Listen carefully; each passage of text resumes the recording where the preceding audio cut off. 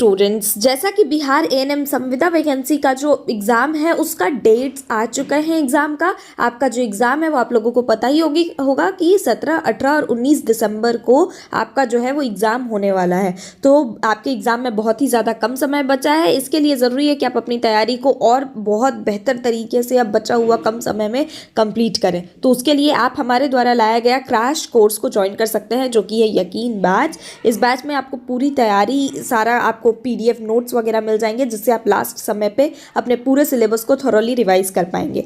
ये बैच आपको सिर्फ और सिर्फ 699 में नहीं बल्कि 399 में ही मिल रहा होगा, क्योंकि आपके एग्जाम में बहुत ही ज़्यादा कम टाइम बचा है। तो ये बैच आपके लिए सिर्फ 399 में ही अवेलेबल कराया जा रहा है। अगर आप ये बैच को ज्वाइन करना चाहते हैं तो राठौर एजुकेशन पॉइंट ऐप को प्ले स्टोर से डाउनलोड करिए और उसके बाद बेसिक रजिस्ट्रेशन करने के बाद आप हमारे यकीन बैच को ज्वाइन कर पाएंगे। तो चलिए आज का क्लास शुरू करते हैं। आज का क्लास जो है वो मिडवाइफरी का है। मिडवाइफरी एक बहुत ही इंपॉर्टेंट सब्जेक्ट है आपके एग्जाम के पॉइंट ऑफ व्यू से, जिससे बहुत सारे क्वेश्चंस आपको पेपर में देखने को मिलेंगे। तो इसीलिए सबसे पहला क्लास मिडवाइफरी का है। चलिए शुरू करते हैं।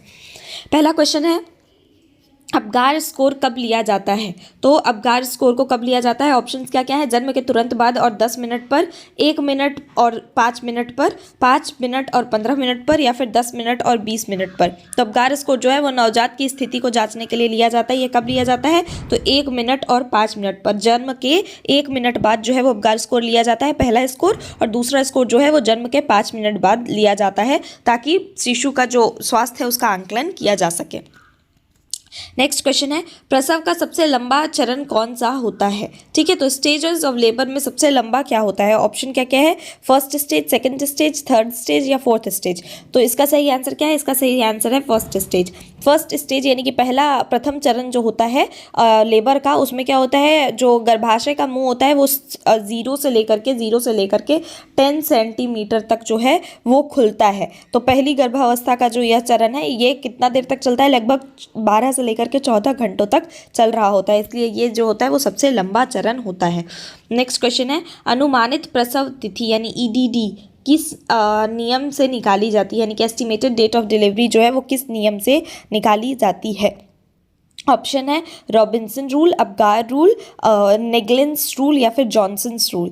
तो जो ईडीडी है यानी कि एस्टिमेटेड डिलीवरी डेट यानी कि अनुमानित प्रसव तिथि जो है वो किस नियम से निकाली जाती है? तो वो निकाली जाती है नेग्लेंस नियम से। ठीक है, नेग्लेंस नियम से निकाली जाती है। इसका सूत्र क्या होता है? तो एलएमपी यानी कि लास्ट मंथ पीरियड प्लस 9 महीने प्लस 7 दिन करके जो है वो हम लोग निकालते हैं estimated date of delivery.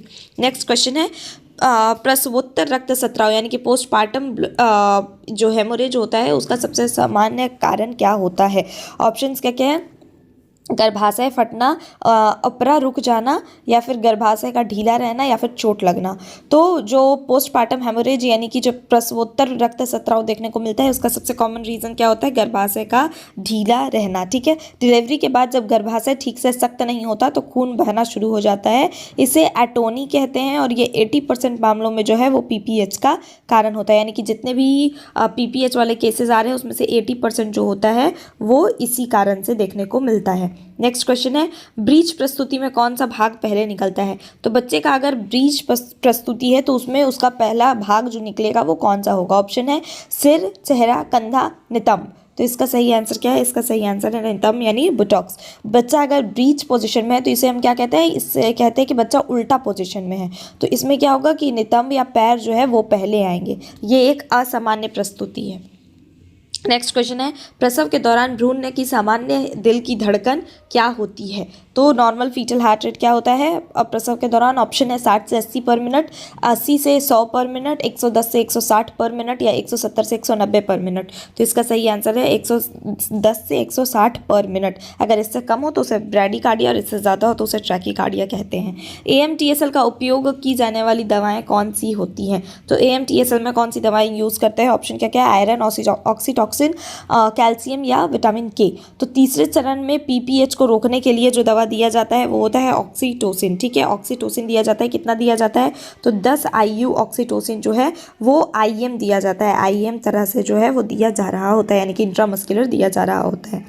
Next question है, नवजात के जन्म के तुरंत बाद क्या किया जाता है? ऑप्शन क्या क्या है? नहलाना, टीका लगाना, वजन लेना, सुखाकर गर्म रखना। तो नवजात के जन्म लेने के बाद तुरंत सबसे पहले क्या किया जाता है? तो उसको हाइपोथर्मिया यानी कि टेम्परेचर कम होने के सिचुएशन से बचाने के लिए उसको क्या किया जाता है? उसको सुखाया जाता है और उसको लपेट करके गर्म रखा जाता है। उसको कुछ कपड़े वपड़े से लपेट दिया जाता है ताकि वो गर्म रहे। तो इसका सही आंसर है ड्राई एंड वार्म।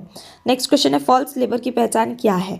ऑप्शन क्या क्या है? दर्द नियमित होना, सर्विक्स खुलना, दर्द बढ़ना, आराम करने से दर्द कम हो जाना। तो फॉल्स लेबर यानी कि फॉल्स लेबर का पहचान क्या होता है? तो इसका सही आंसर है आराम करने से दर्द कम हो जाना। फॉल्स लेबर में क्या होता है? सर्विक्स नहीं खुलता लेकिन आराम करने से जो है वो दर्द कम हो जाता है। नेक्स्ट क्वेश्चन है, जन्म के बाद सबसे पहला कौन सा लोशिया आता है? तो सबसे पहला लोशिया जन्म के बाद कौन सा आता है? ऑप्शन है एल्बा लोशिया, सेरोसा, रूबरा या नन। तो लोशिया रूबरा जो होता है वो सबसे पहले आ रहा होता है जन्म के बाद, जिसका रंग कौन सा होता है? लाल रंग का होता है। वो 1 से 3 दिनों तक देखने को मिलता है, 1 से 3 डेज तक देखने को मिलता है। नेक्स्ट क्वेश्चन है, शोल्डर डिस्टोसिया का सबसे पहला कदम क्या है? फर्स्ट स्टेप क्या है शोल्डर डिस्टोसिया का? ऑप्शंस क्या क्या है? Fundal pressure, McRoberts manoeuvre, C section या फिर वैक्यूम। तो शोल्डर डिस्ट्रोसिया का सबसे पहला कदम क्या होता है? माँ की जांघें पेट तक मोड़ने से कंधा बाहर आता है। तो सबसे पहला और सामान्य उपाय क्या होता है? McRoberts manoeuvre. ठीक है। नेक्स्ट क्वेश्चन है, एपिसियोटॉमी कब दी जाती है? तो एपिसियोटॉमी कब दी जाती है? ऑप्शन क्या क्या है? बच्चा छोटा हो तो, पेरिनियम फटने से बचाने हेतु, प्रसव तेज हो तो, या फिर बच्चा बड़ा हो तो पेरिनियल टीयर को रोकने के लिए जो है वो एपिसियोटॉमी दिया जाता है। इसे क्या कहते हैं? कंट्रोल्ड सर्जिकल कट कहते हैं। ठीक है। तो पेरिनियम को फटने से बचाने हेतु जो है वो एपिसियोटॉमी दिया जा रहा होता है। क्राउनिंग का अर्थ क्या है? ऑप्शन क्या क्या है? सिर अंदर बाहर होना, सिर दिखे और पीछे ना जाए, इंगेजमेंट या डिसेंट। तो क्राउनिंग का अर्थ क्या होता है? क्राउनिंग का अर्थ होता है कि डिलीवरी का अंतिम चरण सिर जब दिखने लगता है और वापस नहीं जाता है तो इसे हम क्या कहते हैं? क्राउनिंग कहते हैं। ठीक है। इसका सही आंसर है सिर दिखे और पीछे ना जाए। प्रसव के तीसरे चरण में क्या होता है? तो प्रसव का तीसरा चरण में क्या होता है? ऑप्शन क्या क्या है? सर्विक्स खुलता है, बच्चा जन्म लेता है, प्लेसेंटा बाहर आ जाता है, या फिर वाटर ब्रेक्स। तो इसका सही आंसर क्या है? कि प्लेसेंटा के तीसरे चरण लेबर के तीसरे चरण में जो है वो प्लेसेंटा बाहर आ रहा होता है। नेक्स्ट क्वेश्चन है, पार्टोग्राफ कब शुरू किया गया था?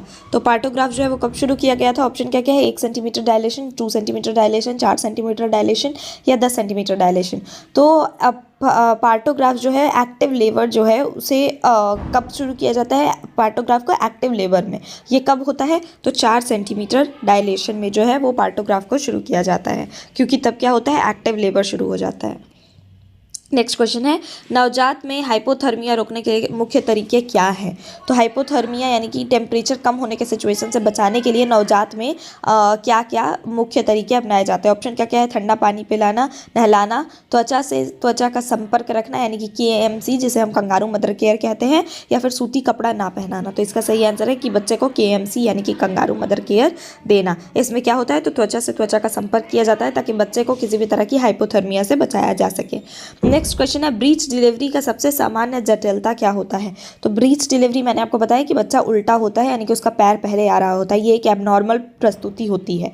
तो इसमें सबसे सामान्य जटिलता क्या आता है? ऑप्शन है कॉर्ड शॉट, या फिर शोल्डर डिस्ट्रोसिया, या फिर हेड इंट्रैपमेंट, या फिर आर्म फ्रैक्चर। तो इसका सही आंसर क्या है? हेड इंट्रैपमेंट यानी कि ये जो सिर है उसका फंस जाना जो है हेड इंट्रैपमेंट सबसे कॉमन कॉम्प्लिकेशन होता है। नेक्स्ट क्वेश्चन है, गर्भाशय मुंह खुलने की औसत गति क्या है? तो एवरेज सर्वाइकल डायलेशन का स्पीड क्या होता है? ऑप्शन क्या क्या है? 0.5 centimetre per hour, 1 centimetre per hour, 2 centimetre per hour या 3 सेंटीमीटर पर आवर। तो एवरेज यानी कि जो सामान्यतः सर्विक्स का डायलेशन होता है वो कैसे होता है? तो हर घंटे 1 सेंटीमीटर का लगभग का डायलेशन देखने को मिलता है यानी कि 1 सेंटीमीटर पर आवर इसका सही आंसर है। ट्रू लेबर पेन कहाँ महसूस होता है? तो ट्रू लेबर पेन जो है वो कहाँ महसूस होता है? ऑप्शन क्या क्या है? केवल पेट में, केवल कमर में, केवल कमर से पेट तक फैलता है, या फिर जांघ में। तो इसका सही आंसर क्या है? कमर से पेट तक फैलने वाला दर्द जो होता है वो ट्रू लेबर पेन होता है।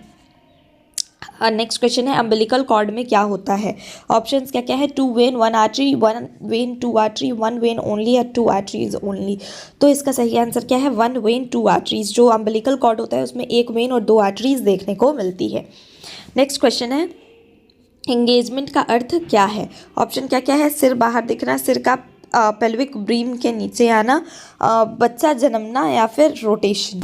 तो इंगेजमेंट का अर्थ क्या है, इंगेजमेंट का अर्थ है कि सिर का पेल्विक ब्रीम से नीचे आना। ठीक है। नेक्स्ट क्वेश्चन है यूट्रस का फंडस कहाँ होता है। तो यूट्रस का जो फंडस है वो कहाँ देखने को मिलता है। ऑप्शन क्या क्या है, सबसे ऊपर, बीच में, नीचे या दाहिने। तो इसका सही आंसर क्या है, सबसे ऊपर। सबसे ऊपर का जो यूट्रस का पार्ट होता है, ये वाला, ये जो पार्ट होता है यूट्रस का, उसे हम क्या कहते हैं, इस पार्ट को फंडस कहते हैं। ठीक है। नेक्स्ट क्वेश्चन है ऑब्स्टेट्रिक कॉन्जुगेट क्या है। ठीक है। ऑप्शंस क्या क्या है, पेल्विस का सबसे छोटा व्यास, प्लेसेंटा का भाग, कॉर्ड का हिस्सा या सिर का व्यास। तो ऑब्स्टेट्रिक कॉन्जुगेट क्या है, तो उसे हम क्या कहते हैं, पेल्विस का सबसे छोटा व्यास। ठीक है। पेल्विस का सबसे छोटा व्यास को हम ऑब्स्टेट्रिक कॉन्जुगेट कहते हैं। नेक्स्ट क्वेश्चन है स्तनपान कराने वाली माँ के लिए सबसे सुरक्षित गर्भ निरोधक क्या है। ऑप्शन क्या क्या है, कॉपर टी, कॉन्डम, पीओपी यानी कि प्रोजेस्टेरोन ओनली पिल या फिर कॉम्बाइंड ओसीपी यानी कि कॉम्बाइंड पिल। तो इसका सही आंसर क्या है, इसका सही आंसर है पीओपी यानी कि प्रोजेस्टेरोन ओनली पिल। तो जो ब्रेस्ट फीडिंग करा रही माँ है उनके लिए कॉन्ट्रासेप्टिव का सबसे अच्छा मेथड है प्रोजेस्टेरोन ओनली पिल। ऑक्सीटोसिन कैसे रखा जाता है, तो ऑक्सीटोसिन स्टोर करने का क्या तरीका होता है। ऑप्शन है कमरे में, धूप में, फ्रिज में 2 से 8 डिग्री सेल्सियस पे या फिर गर्म पानी में। तो इसका सही आंसर है कि फ्रिज में 2 से 8 डिग्री सेल्सियस पे जो है वो ऑक्सीटोसिन को स्टोर किया जाता है। स्टेशन 5 क्या दर्शाता है। ऑप्शन क्या क्या है, baby crowning, fully engaged, head high above pelvic inlet या फिर बेबी डिलीवर्ड। तो स्टेशन 5 दर्शाता है कि head high above pelvic inlet. ठीक है। नेक्स्ट क्वेश्चन है क्विकनिंग कब महसूस होता है।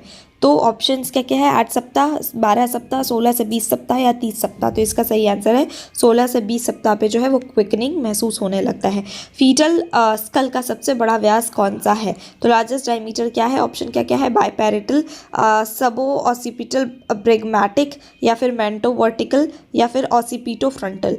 तो फीटल स्कल का सबसे बड़ा व्यास कौन सा होता है, इसका सही आंसर है मेंटो वर्टिकल। मेंटो वर्टिकल व्यास जो होता है वो सबसे ज़्यादा होता है।